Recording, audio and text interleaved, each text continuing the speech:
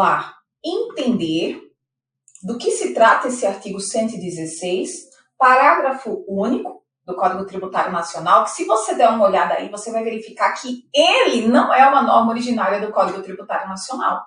É uma norma inserida pela Lei Complementar 104, de 10 de 1 de 2001. E por que lei complementar? Porque o Código Tributário Nacional tem status de lei complementar. Assim sendo, em que pese ser uma lei ordinária, possuindo o status de lei complementar, só pode ser alterado por meio da edição de lei complementar. Joia? Reserva isso, porque isso, vez ou outra, também é perguntado em prova. Dê uma olhada aí comigo no parágrafo único. Dá uma olhada. E depois a gente vai olhar 114, 115, 116, que trata do fato gerador. Diz que, parágrafo único do artigo 116, diz que a autoridade administrativa poderá desconsiderar atos ou negócios jurídicos praticados com a finalidade de dissimular a ocorrência do fato gerador do tributo ou a natureza dos elementos constitutivos da obrigação tributária, observados os procedimentos a serem estabelecidos em lei ordinária. O artigo 116, vamos começar no começo, do fato gerador, para a gente poder entender tudo direitinho. 114, dá uma olhada aí comigo no 114 do Código Tributário Nacional, que diz que fato gerador da obrigação principal é a situação definida em lei.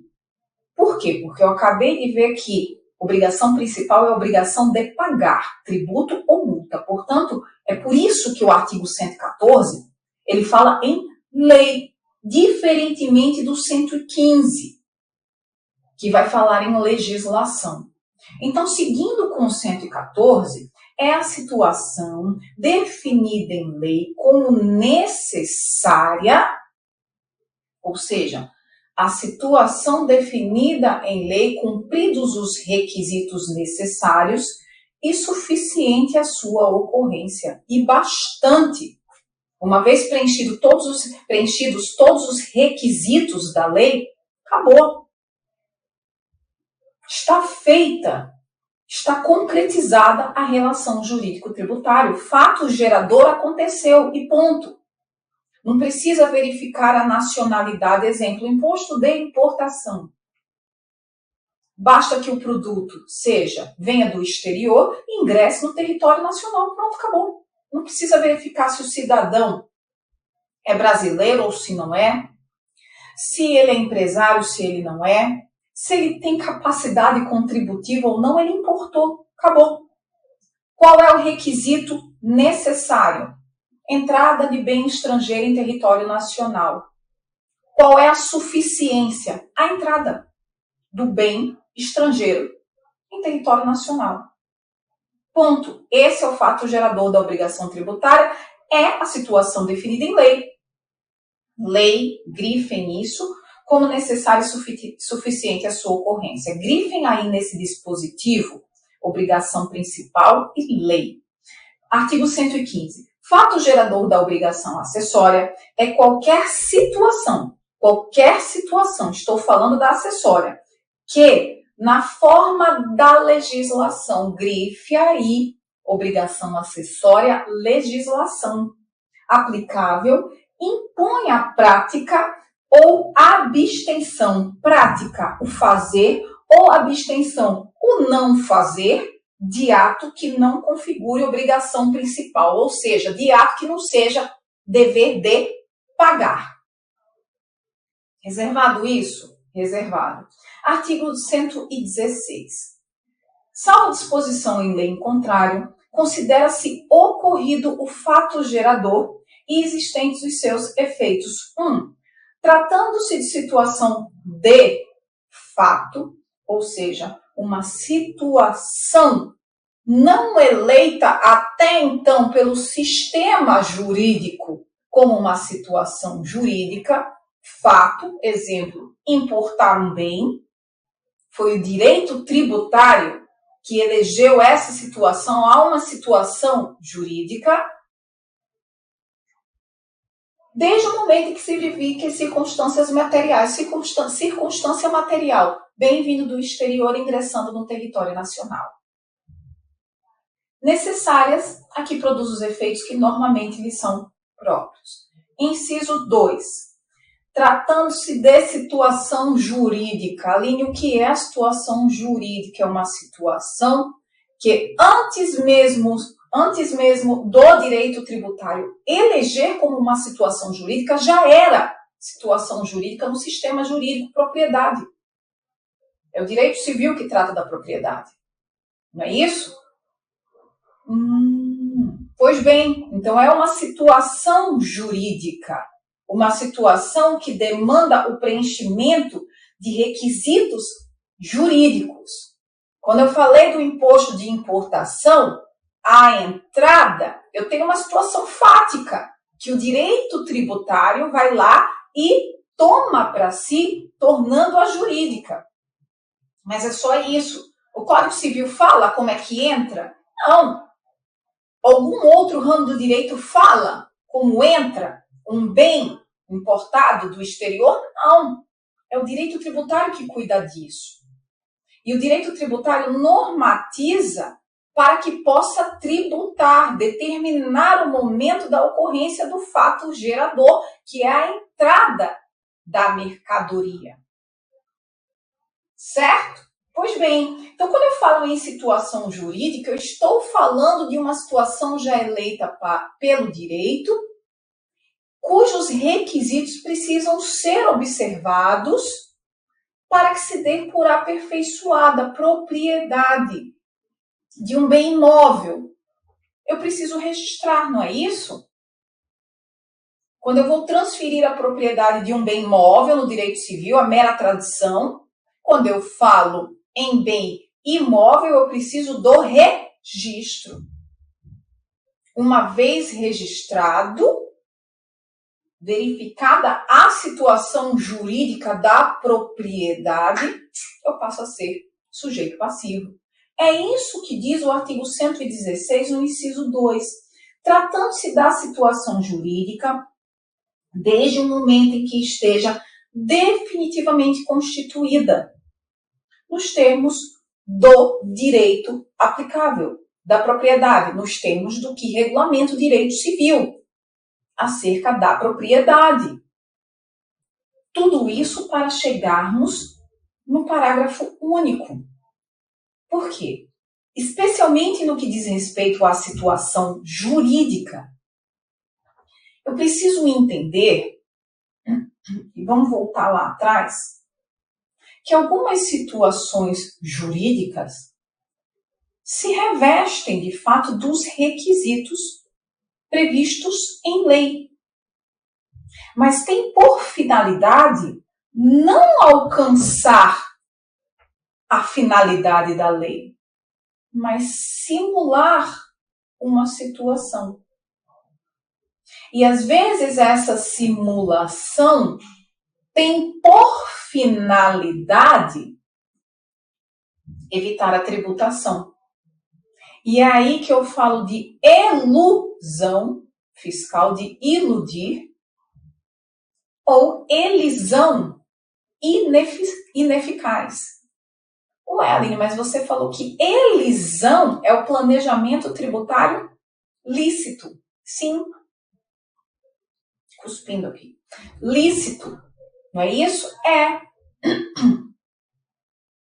E que a evasão é que é o planejamento tributário ilícito. E como é que se dá isso da elisão ineficaz ou elusão, nos termos do 116, parágrafo único? O contribuinte, ele se vale do ordenamento nas situações jurídicas, artigo 116, inciso 2, dando uma forma juridicamente válida a uma determinada situação, mas que, ao fim, tem a finalidade de simular uma outra e evitar a tributação por meio daquilo que a gente chama de abuso de formas. Lembra lá do exemplo do ITBI? Eu falei já esse exemplo para vocês. E é aqui agora que a gente vai resgatá-lo. Lembra que eu contei para vocês uma historinha, né? Que é imune. Digamos que duas pessoas resolvam se associar para constituir uma sociedade. Pode fazer isso no Brasil? Pode. Com fins econômicos, né? Isso, vai lá empreender. Pode fazer isso no Brasil? Pode. Uma tem dinheiro, a outra tem um bem imóvel para realizar o capital. Pode fazer isso? Pode. Exemplo, uma limitada. Tá tudo bem até aqui. Constitui o capital aquele que possui dinheiro, pecúnia, grana, bufunfa, faz-me rir, aporta esse capital, esse dinheiro para constituir o capital, lá no contrato, né, da sociedade, e aquele que detém o imóvel vai transferir a propriedade do imóvel, para realizar o capital. Transferir a propriedade de bem imóvel, ITBI, mas é para realizar o capital de uma empresa, de uma pessoa jurídica imune. Então, ninguém vai pagar tributo por essa transferência. Nem a pessoa jurídica, constituída agora, contrato de sociedade, nem os sócios. Todo mundo imune e está tudo certo. Por quê? Porque o direito autoriza isso. O nosso sistema jurídico autoriza isso. Joia. Tá tudo bem. Só que alguém mais atento, e a ideia é essa, constituir pessoa jurídica para exploração. Qual a ideia? Qual a finalidade dessa imunidade? Estimular a livre iniciativa, gente. O Estado precisa que o particular participe da economia. Para quê? Para o Estado ir lá pegar a parte dele, o tributo. Para quê? Para poder honrar com as suas obrigações constitucionais. A gente começou lá nas primeiras aulas, a gente entendeu isso nas primeiras aulas. Só que alguém mais atento percebe isso, e geralmente é o empresário, ele percebe isso, né? Uma pessoa que empreende, ele percebe isso, ele quer comprar uma casa. E aí o que ele faz? Olha, eu tenho um jeito de não pagar tributo desse TBI. A casa é para ele morar, para ele usar com a família dele. Não é para constituir de fato, como é no primeiro exemplo, né, o capital de uma empresa. Ele agora vai contratar com o proprietário da casa que ele quer comprar para ele morar, uma pessoa jurídica, e vai realizar a mesma operação que foi feita da primeira vez. Só que observe, enquanto lá de fato era para explorar uma atividade econômica, aqui é para transferir o bem sem pagar a devida tributação. Então, essas duas partes vão constituir a empresa, um cidadão vai entrar com dinheiro, o outro com o imóvel, dá 3 meses eles resolvem que não é isso que eles querem para a vida, que eles querem é viver na praia, desconstituem, dissolvem, resolvem, liquidam a pessoa jurídica, e aquele que entrou com dinheiro vai sair com a casa, e aquele que entrou com a casa vai sair com dinheiro. O que eu tenho aqui na realidade? Um abuso de forma. O que eu tenho na realidade é um contrato de compra e venda que está sendo simulado por meio da constituição de uma pessoa jurídica. Simula-se uma pessoa jurídica, mas ao fim e ao cabo, por meio do abuso dessa forma que é autorizada pelo direito, está se travando um contrato de compra e venda no intuito de se evadir da tributação. E é por isso que o Código Tributário diz que essa operação será o quê? Ineficaz. Quando diz aí, a autoridade administrativa poderá desconsiderar os atos ou negócios jurídicos praticados com a finalidade de dissimular a ocorrência do fato gerador do tributo ou a natureza dos elementos constitutivos da obrigação tributária. Você tentou dissimular aí a transferência do bem imóvel que daria origem à tributação por meio do ITBI. Nesse caso aí, a Fazenda Pública, opa, não é bem assim, não é isso, peguei você no flagra, né? Verificando a documentação e a situação fática, vai desconsiderar o negócio jurídico, essa constituição da empresa em 3 meses depois da dissolução, a liquidação dela, não é isso? E vai tributar, com base no artigo 116, parágrafo único do Código Tributário Nacional, que nada mais é que uma norma anti-elisiva. Essa norma teve a sua constitucionalidade questionada, uma vez que diz doutrina, né, parte da doutrina, né, a turma que a questionou, que, em verdade, uma vez que o ordenamento jurídico autoriza essas situações, não pode a autoridade fiscal presumir que esteja o contribuinte nessas situações porque simplesmente mudou de ideia, né? Que a ideia era de se simular o fato tributário, né? O fato gerador da obrigação tributária. Até mesmo porque ninguém é obrigado a fazer ou deixar de fazer alguma coisa, senão em virtude de lei. Então, não poderia que se falar em tributação, uma vez que a conduta está alcançada pelo ordenamento, como a gente viu do início. Mas, obviamente, STJ e STF entendem que não, que a norma é válida dentro do sistema, porque, afinal de contas, o sistema jurídico não existe para tutelar abusos de direito, abuso de forma e muito menos simulação. Sendo, no que diz respeito às partes lá no direito civil nulo, mas diante da Fazenda ineficaz. E vejam, é ineficaz apenas em face da Fazenda. O problema deles dois, resolvam-se no cível. Mas o que a Fazenda vai fazer é desconsiderar aquela liquidação e falar, não, isso daqui é uma compra e venda simulada e aqui está aqui o seu ITBI e o senhor vai pagar. Pois bem, agora sujeitos da relação jurídico-tributária, porque nós já estudamos o objeto, não é isso? Agora vamos para os sujeitos da relação jurídico-tributária, porque afinal de contas, se estamos falando de obrigação, estamos falando também de sujeitos. O sujeito pode ser passivo e pode ser ativo.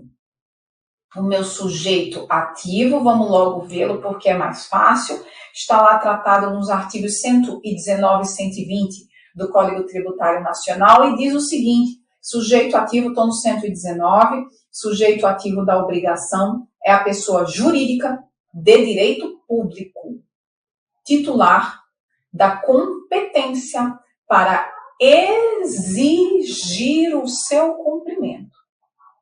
Sujeito ativo da obrigação tributária é a pessoa jurídica de direito público, então não pode de direito privado, não pode delegar a capacidade tributária à pessoa jurídica de direito privado, mas apenas a capacidade jurídica, mas apenas a pessoa jurídica de direito público, exemplo que tínhamos antigamente, antes da super receita tributária, né, da cobrança de todos os tributos serem concentradas na Receita Federal do Brasil, o INSS, que antes cobrava as contribuições da Previdência, não é isso? Isso era uma delegação da capacidade. E o INSS, nessa situação, delegatário, dessa capacidade é que era o sujeito ativo. A União institui a contribuição, ao instituir a contribuição, delegava a capacidade tributária ao INSS, pessoa jurídica de direito público, uma autarquia, tudo bem, e era o INSS que era o sujeito ativo da relação jurídico-tributária. E por quê? Porque o artigo 119 do Código Tributário Nacional, ele fala em que o sujeito ativo, tenham atenção a isso, é a pessoa jurídica de direito público titular da competência para exigir o tributo, o cumprimento do pagamento, e não para instituir. Quem tem que estar lá na relação jurídico-tributária de lançar e cobrar é aquele que detém a capacidade tributária de exigir o tributo, não necessariamente quem detém a competência tributária de instituir o tributo. Em regra, por exemplo, imposto de renda, nós temos competência e capacidade na mesma pessoa, quem pode instituir e quem pode cobrar. E aí, por isso que a União está lá na relação jurídico-tributária. Mas quando eu penso, por exemplo, em uma contribuição profissional, quem é que cobra a contribuição do CRM, a anuidade? O CRM, Conselho Regional de Medicina, que vai cobrar esse tributo, essa contribuição. Não é ele, essa autarquia, porque eu pensei em autarquia, não é ela, a autarquia que tem por bem fiscalizar, tem por finalidade fiscalizar, quem institui a contribuição é a União, mas que ali, ao tempo em que institui, já delega, olha, CRM, essa grana vai ficar contigo, eu quero saber, ter trabalho na Receita não, já tem muita coisa. Então, quem compõe a relação jurídico-tributária é o CRM. E por isso que quem estará na execução fiscal é o CRM, é a OAB, é o CRO, e são todos os conselhos. Porque são pessoas jurídicas de direito público que receberam a delegação de exigir o tributo. Então, sujeito, não esqueçam disso, tá? Porque isso é cobrado em prova e o cidadão vai lá que só quem pode compor a relação jurídico-tributária é quem detém a competência. Não. É quem detém a capacidade de exigir o tributo. Artigo 120. Salvo disposição de lei em contrário, a pessoa jurídica de direito público que se constituir pelo desmembramento territorial de outra, subroga-se nos direitos desta, cuja legislação tributária aplicará até que entre em vigor a sua própria. Ou seja, lembra lá, não sei se vocês lembram, né, Estado de Tocantins pós-88, não é isso? Aquilo tudo era Goiás. O que aconteceu? Se desmembrou e o Estado de Tocantins aplicava a legislação de Goiás até que tivesse a sua própria. Nada além disso. Vamos para o sujeito passivo? Pois bem, sujeito passivo. Sujeito ativo, facinho, simplesinho, tranquilinho. Ente dotado da capacidade, eu já ia falar da competência. Da competência e da capacidade para exigir o tributo, sujeito passivo, que pode ser aquele que detém a competência, sim, mas pode ser que não. Pode ser aquele que tenha recebido a delegação para cobrar. Sujeito passivo. Agora sim, vamos lá. Ficou claro, gente? Vai trocando aqui as palavras. Ficou claro? Pronto. Se não ficou, manda reclamação, briga com a tia, que a tia concentra. Pronto, agora concentra. Vamos lá. Gente, eu peguei uma laringite. Por isso que a gente ficou um tempo sem se ver, viu? Fiquei afônica, 2 dias sem falar nada. Aí quando eu sinto a garganta doendo um pouco, eu me desconcentro. Mas vamos lá. Agora sim, sujeito passivo. Estou falando, vocês têm compreensão. Vamos lá, sujeito passivo, artigo 121 do Código Tributário Nacional. Diz o artigo 121, e vamos ter atenção, sujeito passivo da obrigação principal é a pessoa obrigada ao pagamento de tributo ou penalidade pecuniária. Então, veja, sujeito passivo é a pessoa obrigada ao pagamento. A pessoa obrigada ao pagamento não necessariamente será o contribuinte. Pode ser quem? O responsável tributário.